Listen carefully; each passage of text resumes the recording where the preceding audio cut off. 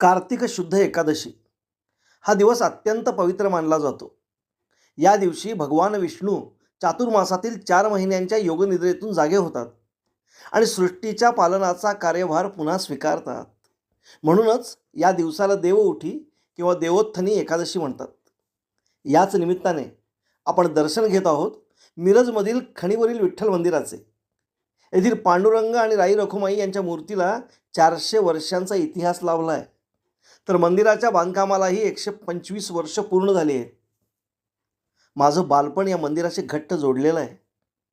कोजागिरी पौर्णिमेच्या दुसऱ्या दिवशी सुरू होणारा काकडा त्रिपुरारी पौर्णिमेपर्यंत दररोज पहाटे चालायचा. माझी आई रोज या काकड्याला यायची.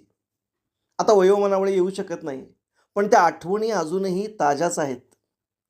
आमचा पांडव पंचमीचा काकडा तर खास असायचा. त्या दिवशी आम्ही सगळी भावंड, सख्खे, चुलत सगळेच मंदिरात जमायचो. अजूनही कानात शब्द घुमतात. राधा घरी ताक करी, नाद ऐकून आले हरी. आणि मला अजूनही हे तोंडपाठ आहे. पण आज या मंदिराची अवस्था जीर्ण झाली आहे. या पवित्र स्थळाचा जीर्णोद्धार व्हावा हीच सर्वांची मनापासूनची इच्छा आहे. या कार्तिकी एकादशीच्या निमित्ताने आपण सर्वांनी विठ्ठल रखुमाईच्या चरणी प्रार्थना करूया की खणीवरील हे विठ्ठल मंदिराचं वैभव पुन्हा उजळो.